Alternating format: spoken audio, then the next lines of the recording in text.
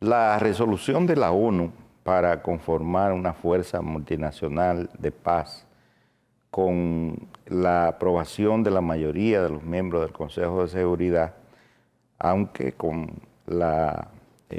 no hubo veto por parte de Rusia ni de China, pero por lo menos se abstuvieron de votar. Yo creo que es una medida que estaba esperando República Dominicana, sobre todo el mismo Haití y la comunidad internacional. Lo que la gente se pregunta ahora mismo con respecto a esa resolución es la logística de la misma, los países participantes, el cronograma de aplicación, el tipo de fuerzas y de asesoría y asistencia técnica que se va a dar, los recursos económicos implicados. Todo eso queda todavía en un limbo. Se habla de que de aquí a diciembre es posible que ya esto esté siendo puesto en marcha, pero hay más interrogantes que respuestas. No sé qué dicen mis colegas con relación a esto.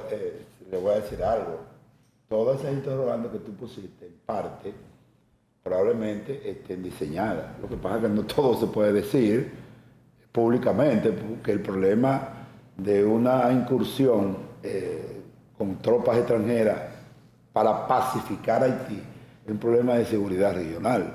Es decir, no se puede decir todo, se dice y se anuncia planes y proyectos.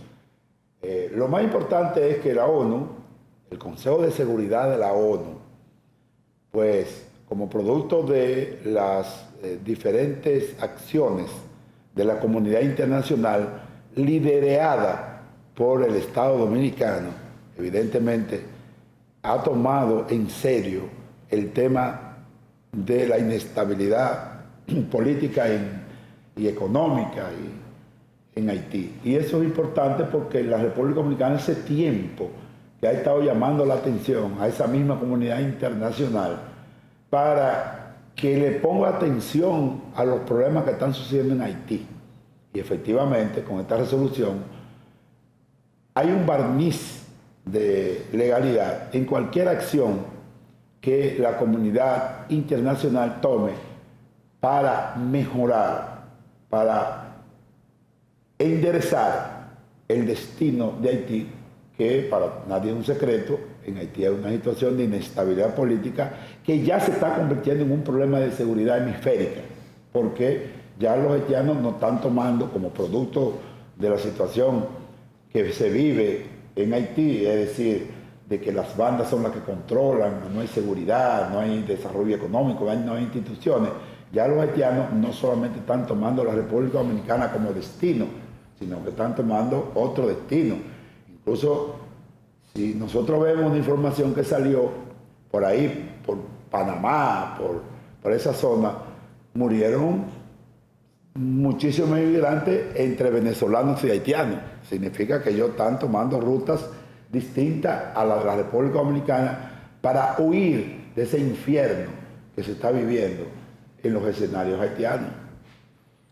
Yo creo que la resolución de las Naciones Unidas del 2 de octubre es una gran victoria de la diplomacia dominicana. No es algo casual, hubo que luchar mucho, más de 2 años de intenso despliegue diplomático, incluso el que se realizó con la presencia personal del presidente de la República durante casi una semana en Nueva York, donde el presidente se reunió con varios jefes de Estado, con el secretario general de las Naciones Unidas, con ministros de Relaciones Exteriores. Es decir, eso no es producto de la casualidad, ¿eh? Eso es resultado de la diplomacia dominicana, más que de la diplomacia haitiana, ¿eh? Es decir, ha sido la República Dominicana quien ha encabezado ese despliegue diplomático. Es una gran victoria del presidente Abinader y de su ministro de Relaciones Exteriores, que por cierto dio una cátedra en el Senado de la República hace unos días. De manera que ahora... Una exposición brillante. Brillante. Lo que hay que ver cómo se va a desplegar esa fuerza internacional en Haití, encabezada por Kenia, bueno, Surinam, y hay 12 o 13 países más que han dicho que van a participar de alguna manera. No es una tarea fácil, pero tendrá que ser abocada. Ya el presidente dijo que la República Dominicana, como es natural, no puede participar por razones obvias, pero tendrá algún apoyo logístico, le dará desde aquí a esa fuerza internacional. Lo que debemos es apostar a que esas fuerzas se instalen en Haití lo más rápido posible y ayuden pues a generar un ambiente de pacificación en ese país y que luego pueda ese país estabilizarse institucionalmente con unas futuras elecciones, ¿verdad?, que le den cierta legitimidad a un próximo gobierno.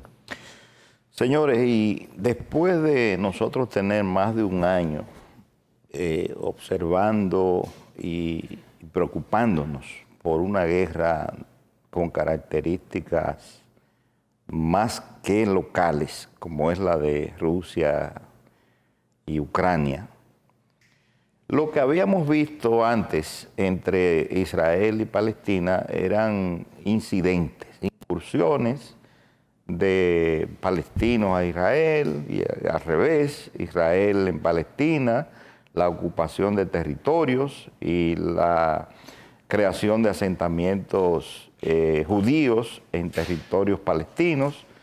Eran incidentes, salvo algunas ocasiones en que se daban bombardeos de ambas partes.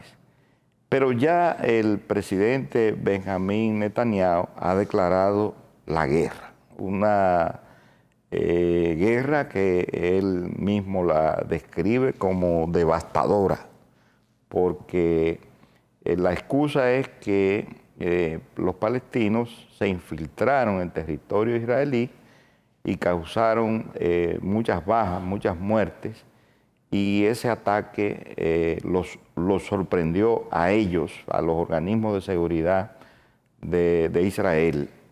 Entonces, esta situación entre Palestina e Israel tiene razones históricas, razones políticas, razones sociales, económicas. Vamos a ver qué dicen nuestros... Bueno, no, lo cierto es que la situación no es entre Palestina e Israel, es entre los árabes y los judíos, realmente. Donde el tema palestino juega un papel... Se puede generalizar así, entre palestinos. Sí, porque históricamente son los árabes y los judíos que han estado tratando de luchar por controlar el territorio. Y Palestina forma parte del conjunto de lo que es los objetivos árabes. Es decir, estamos hablando de que Palestina tiene tres componentes. Tiene un componente de Cisjordania, tiene un componente de la Franja de Gaza y otro componente son los refugiados que están en Jordania, en el Líbano y Siria. Esos refugiados palestinos, como producto de la misma guerra, la expropiación ilegal de territorios de parte de Israel a lo que han sido tradicionalmente territorios palestinos, pues están diseminados por todo y cada uno de esos lugares que hacen frontera o proximidades con las tierras palestinas. Hay que recordarle a la gente que Israel es un Estado reconocido por 162 países de los 193 que tiene la ONU, que fue reconocido, o sea, fue, vamos a decir, fabricado, hecho por una resolución de Naciones Unidas en 1948. Que a partir de ahí, de 1948, con la edificación de ese Estado a través de resolución, pues se han dado una serie de reacciones de parte del mundo árabe. Se recuerda que en 1967, la guerra de los 6 días, del 5 al 10 de junio del año 67, una guerra entre Egipto, Jordania, Siria, Irak e Israel, donde Israel, con la ayuda de los Estados Unidos, siempre... Y en el 73, la guerra de Yom Kippur. La segunda, después. Después de esa guerra del 73 que tú mencionas correctamente, pues se dieron unos acuerdos donde Israel, Egipto es la potencia más fuerte militarmente que tienen los árabes. Y se llegó a un acuerdo entre Israel y Egipto. Ese acuerdo, que se llamó posteriormente el acuerdo de Camp David en 1979, le entregó a Egipto el Sinaí, que queda en la península de Sinaí. ¿Cuál es la importancia del monte de Sinaí para la gente que están viviendo en esa parte del mundo? Se recuerda que el monte de Sinaí fue donde Yahvé, Jehová o Dios, escribió los 10 mandamientos a Moisés, y que a través del monte Sinaí, Moisés pues contempló a los israelíes abajo que estaban construyendo una vaca de oro, y cuando vio esa acción, Moisés pues rompió el tablero de los 10 mandamientos. Y de ahí es que comienza Bueno, la pero eso es ruptura. lo que dice Moisés. Bueno, esa es la tradición. Porque el carácter histórico de eso está muy cuestionado. Bueno, te estoy De que eso diciendo... sea verdad históricamente. Sí, pero te estoy hablando de la narrativa, de lo que ellos dicen. Bueno, ¿no? pero la Biblia que dice eso. Bueno, pero Pero no hay un libro de historia que avale eso. es que todo está basado en la Biblia. Por ejemplo, ¿en qué está basado? ¿En qué se basa Israel para tener los territorios y asentar el Estado israelí? En que esa era la tierra prometida, se lo prometió Dios al patriarca Abraham, eso está en la Biblia. Sería estamos bueno. hablando de que el tema de esa guerra tiene un alto componente de tradición religiosa. Sería bueno que Radamés abundara un Sí, poco yo creo sobre... que no podemos meternos solo en ese tema, en el tema religioso. Yo creo que miren, el pueblo judío fue masacrado por los nazis durante la Segunda Guerra Mundial. Los campos de exterminio que se encontraron después que terminó la Segunda Guerra Mundial. Centenares de miles de personas fallecieron en esos campos de exterminio con esa política antijudía que tenía Hitler. Pero ahora está ocurriendo lo mismo en Palestina. Es decir, lo mismo que le hicieron los nazis a los judíos, le están haciendo Israel a los palestinos. Es decir, se están cometiendo un genocidio en Palestina. Se están ocurriendo limpieza étnica. Las casas palestinas están siendo destruidas para ser ocupadas por colonos judíos. Esa es la realidad. Y esas potencias occidentales que crearon ese conflicto, porque ellos fueron las que dibujaron, es decir, establecieron un mapa, los países que después de la descolonización, las potencias coloniales dibujaron ese mapa en el Medio Oriente. El famoso tablero mundial. Claro, de ellos Brzezinski. fueron que lo crearon como crearon el lío aquí en la isla La Hispaniola también, con las dos colonias también. Los líos que crearon sobre todo España y Francia. Eso mismo lo crearon en el Medio Oriente. Es decir, crearon una nación que no existía, Israel, en medio del mundo musulmán, y ahí ya está el conflicto, ¿verdad? Y entonces ahora todos salen en tromba, como muy bien dijo el periódico El País, a defender a Israel, pero han mantenido silencio cómplice del genocidio que se está cometiendo contra los palestinos en Israel, en la Franja de Gaza, en Cisjordania y toda esa zona. Pero también mantuvieron un silencio cómplice por lo que dice Putin. Sí. Putin dice, yo no estoy invadiendo a Ucrania. Ucrania estaba invadiendo desde el 2014. Bueno, pero el asunto es que hay un conflicto que en parte esas potencias occidentales tienen una gran responsabilidad y ahora no saben cómo salir de ella. Y claro, todo esto en el marco del enfrentamiento, Irán está apoyando a las milicias palestinas y parte del mundo árabe, y el mundo occidental apoyando, las potencias occidentales apoyando a Israel. Entonces, en ese marco, el mundo está convulso. Un nuevo escenario para nosotros, que estamos muy lejos y que no tenemos vela en ese entierro.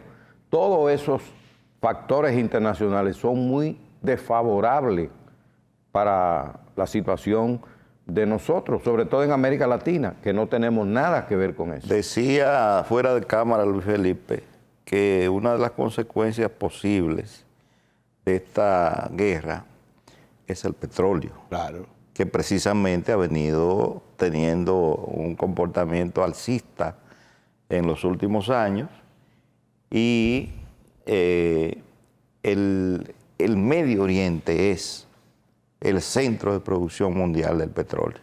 Hay que recordar que en el año 73, cuando la guerra, que ya tú bien has dicho, el mundo árabe, en apoyo precisamente a Palestina y a los territorios ocupados en ese entonces, o por ocupar por Israel, disminuyó la producción de petróleo en el 73. Ahí fue que se produjo el primer gran problema de crisis del petróleo mundial, que se triplicó por la reducción. Antes del 73 estaba baratísimo. Exacto. Después del 73 se triplicó y eso convulsionó el mundo, ¿no?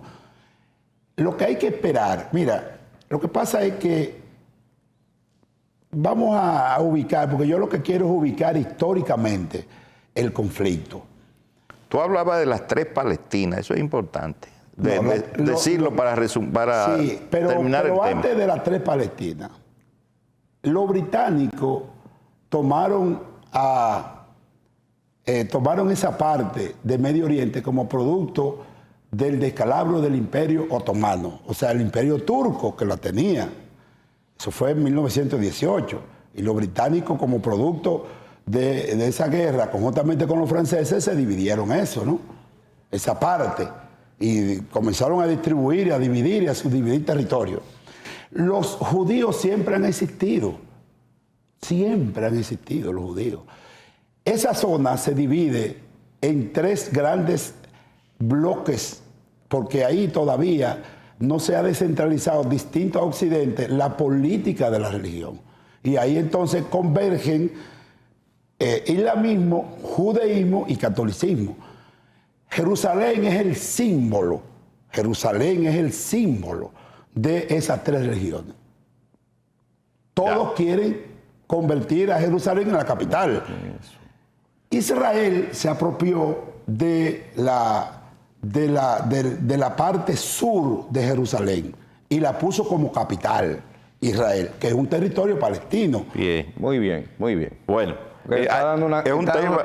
que está en una conferencia y se olvidó que está en televisión. No, pero él cree que está en una aula universitaria. Sí, la televisión hay que decir las cosas brevemente. Lo que pasa es que la gente hay que ubicar históricamente, Sí, pero porque no lo que está pasando ahora... Es un aula, pero no en televisión. Sí, pero lo que no está pasando, tenemos tiempo para eso. Muy bien, Radamés, pero lo que está pasando ahora es como consecuencia Está bien. de eso. Y entonces la gente tiene que saber lo que pasó. Pero lamentablemente en un programa de televisión Señores, no es posible dar una conferencia sobre eso. Y Luis tiene mucho material. Sí, pero que... la visita del cree presidente... que está en el aula universitaria. La visita del presidente de Surinam. Yo pienso que fue muy provechosa, muy auspiciosa para la República Dominicana. Surinam es un territorio mucho más grande que el nuestro. Tiene un potencial de producción petrolero enorme. Y lo que se pudo deducir de ese encuentro entre los 2 presidentes, el dominicano y el de Surinam, es que ellos nos necesitan mucho a nosotros y nosotros los necesitamos mucho a ellos. Y esos 4 acuerdos suscritos yo creo que van a contribuir a impulsar proyectos de desarrollo allá y aquí. Yo creo que hay un elemento. La gente se pregunta, ¿por qué el país ha puesto tanta importancia en 2 países? Guyana, la República Cooperativa de Guyana y Surinam. Son países con una gran extensión territorial. Sin embargo, con muy poca población. Surinam tiene apenas 591,000 habitantes, menos que el municipio de Santiago.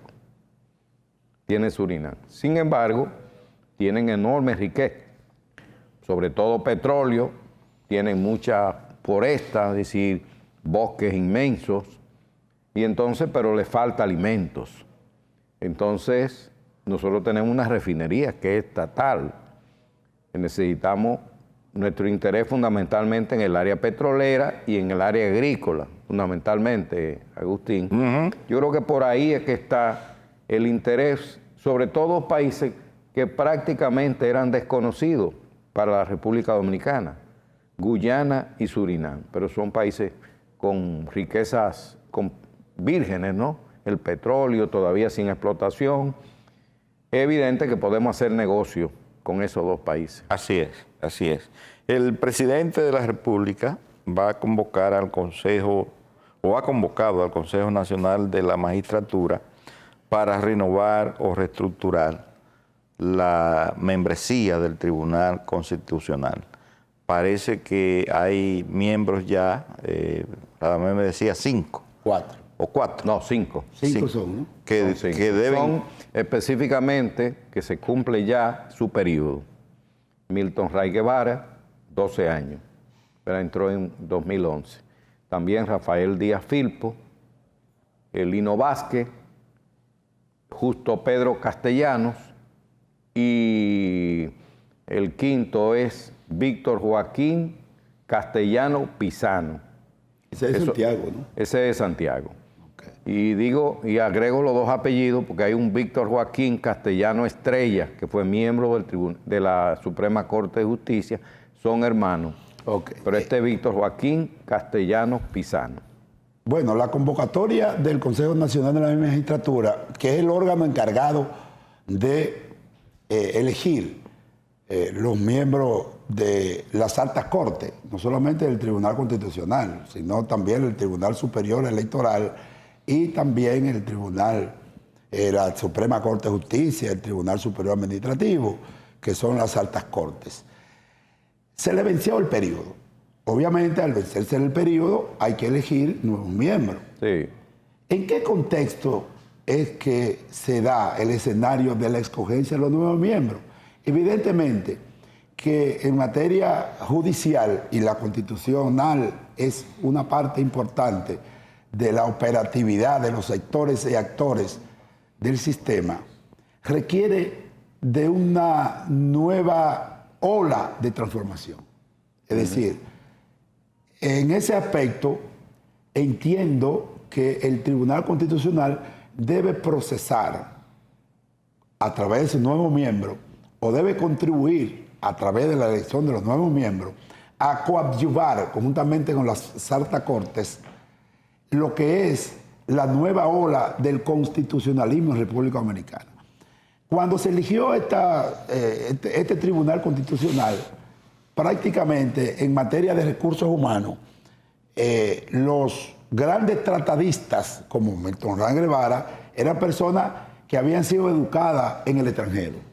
Pero resulta que ahora hay una gran camada de constitucionalistas que tienen una cultura dominicana del constitucionalismo. Claro. Y entonces, bueno, hay que tomarlo en Y quizá consideración. con una mayor vocación democrática. Y mayor capacidad de servicio, etc. O sea, necesitamos sobre todo que los nuevos integrantes, pues se ha hablado de que es un tribunal muy conservador, el Tribunal Constitucional. Necesitamos, como tú dices, constitucionalista más vinculado al mundo actual, al mundo contemporáneo y con una mayor vocación democrática. Así es. Ya. Bien, señores, vámonos a la pausa y regresamos.